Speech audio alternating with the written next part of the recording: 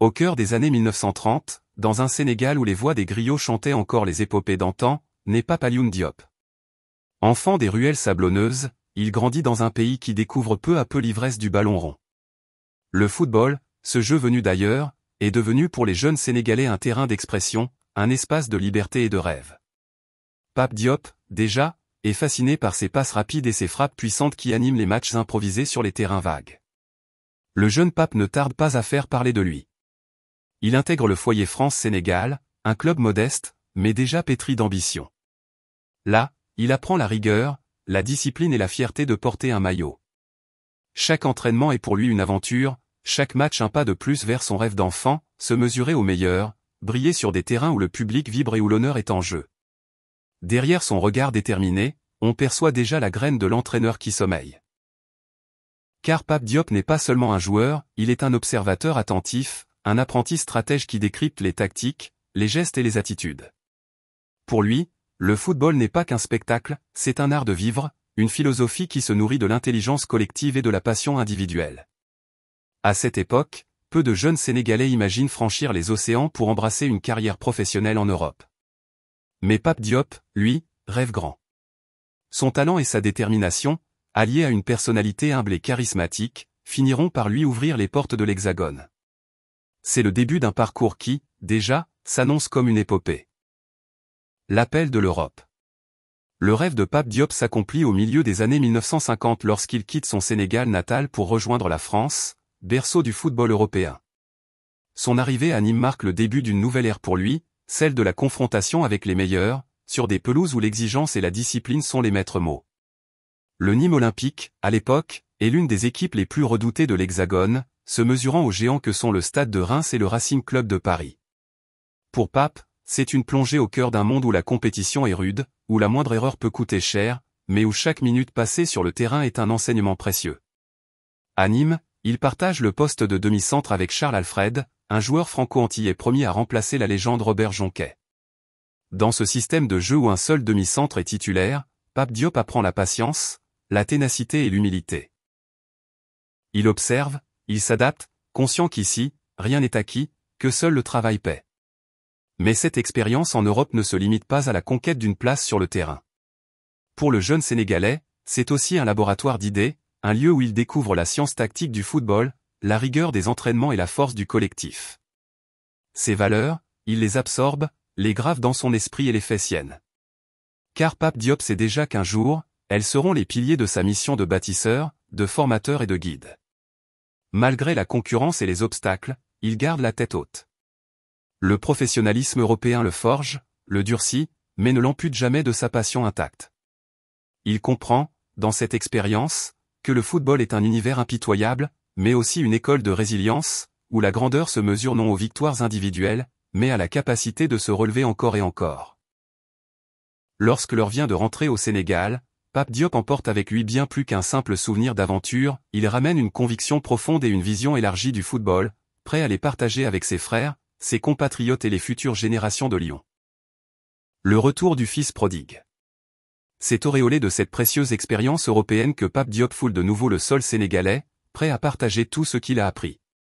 De retour au pays, il n'est plus seulement un joueur, il est un homme habité par la conviction que le football peut élever les cœurs, et que le Sénégal a tout pour se hisser parmi les géants du continent. Il troque alors ses crampons pour un costume d'entraîneur, bien décidé à bâtir une équipe nationale à la hauteur de ses rêves. À la fin des années 1960, Pape Diop devient le nouveau sélectionneur des Lions du Sénégal, prenant la suite de feu Mawade Wade. Il a la lourde tâche de ramener le football sénégalais au sommet, après des années de doutes et d'absence sur la scène continentale. Son premier match à la tête des Lions est un éclatant succès. À Dakar, son équipe inflige un 5-1 retentissant au Togo. Les gradins vibrent, le public exulte, et déjà, on comprend que quelque chose de nouveau est en train de naître. Pape Diop insuffle un souffle d'optimisme, une rigueur et un engagement qui redonnent aux Lions leur fierté. Mais la trajectoire de Pape Diop n'est pas un chemin linéaire. Comme pour mieux éprouver sa foi et sa résilience, son parcours sera ponctué de limogeages et de retours successifs. Chaque fois qu'il est écarté, il accepte avec philosophie, persuadé que l'essentiel n'est pas le poste, mais la mission. Et chaque fois qu'on le rappelle, il revient avec la même flamme, la même soif de redonner à son équipe la place qui lui revient. ses allers-retours, loin de l'user, le renforcent. Car Pape Diop comprend que dans le football comme dans la vie, la grandeur se mesure à la capacité de repartir, de s'adapter et de continuer à croire. À travers ces épreuves, il devient bien plus qu'un sélectionneur, il est un symbole de courage et de constance, un modèle pour tous ceux qui rêvent de voir le Sénégal briller à nouveau sur les terrains africains. Le maître bâtisseur. Au-delà de son rôle de sélectionneur, Pape Diop se révèle être un bâtisseur infatigable. Dans les clubs sénégalais qu'il rejoint tour à tour, il imprime sa marque, la Jeanne d'Arc, l'Asfa Dakar et bien sûr le Jaraaf de Dakar, qu'il porte dans son cœur comme un étendard. À chaque étape, il insuffle son exigence, son sens du collectif et sa foi inébranlable en la capacité des joueurs sénégalais à rivaliser avec les plus grands. C'est au Jaraaf qu'il signe l'un de ses plus beaux exploits. En 1982, il mène ce club mythique à un doublé historique Coupe-Championnat, un exploit que peu d'entraîneurs avant lui avaient su réaliser. À ses côtés, Karim Diack, son complice de toujours, partage ses convictions et ses espoirs. Ensemble, ils forment un duo redoutable, alliant la rigueur tactique et l'instinct du jeu. Leur amitié, née de leur passion commune, est le ciment de leur succès et la source de leur force. Pape Diop n'est pas seulement un entraîneur.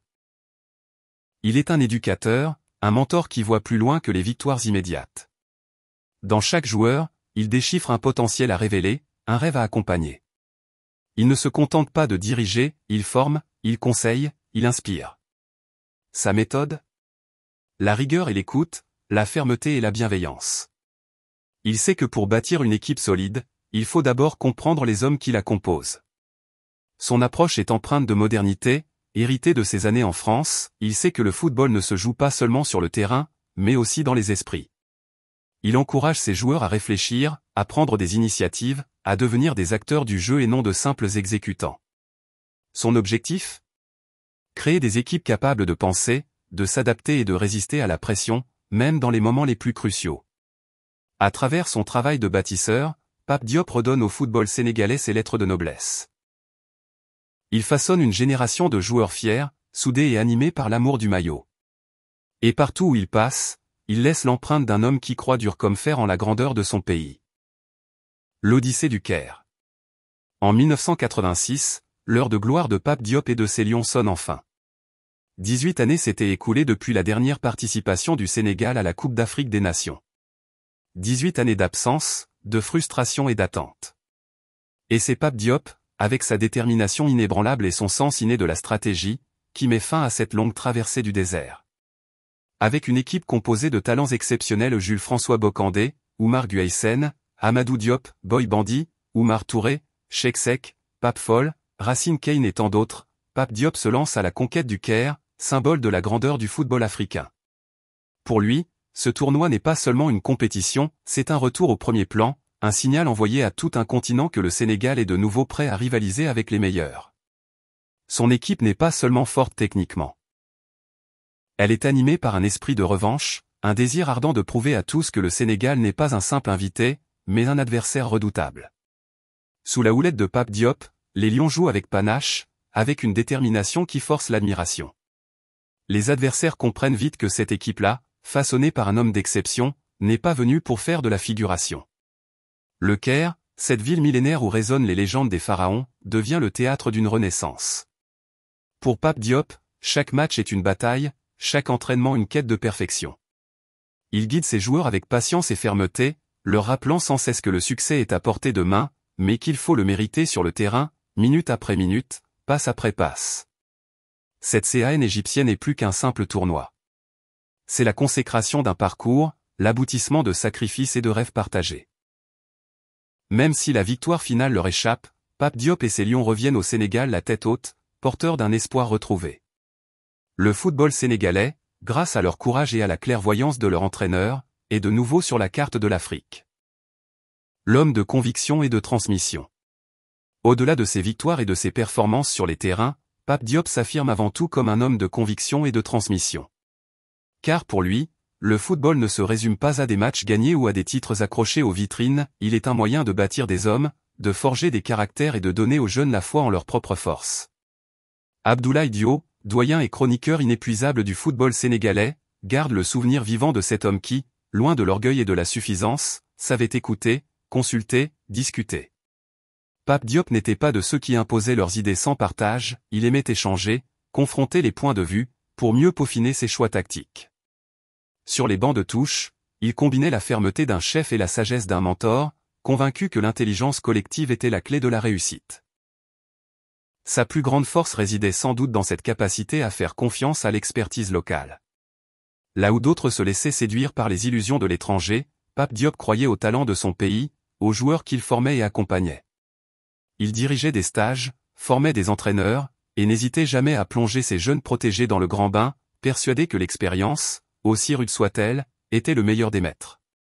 Son adjoint au Caire, Yérim Diagne, en est un symbole éloquent. Choisi par Pape Diop lui-même, il était le reflet de sa philosophie, former les siens, les élever, pour mieux assurer la relève. Pape Diop aimait s'entourer de ceux qu'il avait façonnés, non par orgueil, mais par une foi profonde en leur potentiel et en leur loyauté.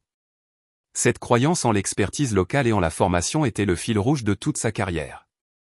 Elle faisait de lui bien plus qu'un simple entraîneur, un pédagogue, un formateur, un guide. Pour Pape Diop, chaque victoire individuelle devait servir le collectif, et chaque succès du collectif devait nourrir les rêves de toute une nation. Le départ d'un sage. Les dernières années de la vie de Pape Diop furent marquées par une maladie cruelle, la maladie d'Alzheimer, qui sape peu à peu la mémoire de celui qui avait été l'architecte d'une génération de champions. Mais même dans la souffrance, il portait ce même regard apaisé, ce même sourire discret qui avait accompagné chacune de ses victoires et de ses épreuves. Le mercredi 26 septembre 2012, à Thiès, la nouvelle tombe, Pape Alioune Diop s'est éteint. Le Sénégal tout entier se fige, le cœur serré par la perte de cet homme de foi et de conviction. Pour la famille du football, c'est un père qui s'en va, un monument de sagesse et de travail, un modèle d'humilité et de droiture. Radio Sénégal annonce la triste nouvelle, bientôt reprise par l'agence de presse sénégalaise, l'architecte de la résurrection des Lions a rejoint Bokandé, son ancien complice sur le terrain, disparu peu de temps avant lui. En ces heures de deuil, les hommages affluent. Du doyen Abdoulaye Diop aux supporters de toujours, tous saluent la mémoire de celui qui avait rendu au Sénégal sa place parmi les géants de l'Afrique. Les mots sont simples, mais porteurs d'une immense émotion, Pape Diop était plus qu'un entraîneur. Il était l'âme d'un football qui savait se relever, encore et toujours. La famille de Pape Diop, ses amis, ses joueurs tous se rassemblent dans le recueillement. Les souvenirs affluent, portés par le murmure des stades et le frisson des grands soirs. Et dans cette communion silencieuse, une vérité s'impose, si l'homme n'est plus, son héritage, lui, vivra à jamais. L'héritage éternel. Au-delà de la douleur de sa disparition, l'héritage de Pape Diop s'étend comme une lumière qui ne cesse de briller. Car si le temps efface les pas de l'homme, il ne peut jamais éteindre la trace qu'il laisse dans les cœurs de ceux qu'il a inspirés. Pour le football sénégalais, Pape Diop restera à jamais le symbole du renouveau et de l'espérance. Ceux qui ont eu la chance de le côtoyer parlent encore de sa bienveillance, de ses mots toujours mesurés et de son regard pénétrant qui semblait lire dans les âmes. Il était un guide, un formateur, un sage. Dans ses discussions d'après-match, il rappelait inlassablement que le football n'est pas qu'une question de talent, il est une histoire d'hommes, une école de solidarité et de dépassement. Son enseignement ne se limite pas aux lignes de touche. Partout où il est passé, Pape Diop a semé les graines de la confiance et de la persévérance. Ses anciens joueurs, aujourd'hui devenus à leur tour entraîneurs, dirigeants ou éducateurs, portent son héritage comme un flambeau. À chaque victoire arrachée par un club sénégalais, à chaque jeune qui rêve de gloire sur un terrain poussiéreux, on entend encore la voix discrète de Pape Diop, travaillez. Restez humble. Croyez en vous. Cet homme, qui avait compris avant tout le monde que le football est une affaire de cœur et de patience, laisse derrière lui un vide immense mais aussi un socle solide. Un socle sur lequel continueront à se bâtir les rêves de générations entières, des Lions d'hier à ceux de demain. Et dans le silence des stades, lorsque le vent caresse les filets et que les chants des supporters montent vers le ciel, son esprit veille encore. Comme un rappel éternel que, par-delà les trophées et les scores, c'est la passion, la résilience et l'amour du maillot qui triomphent toujours.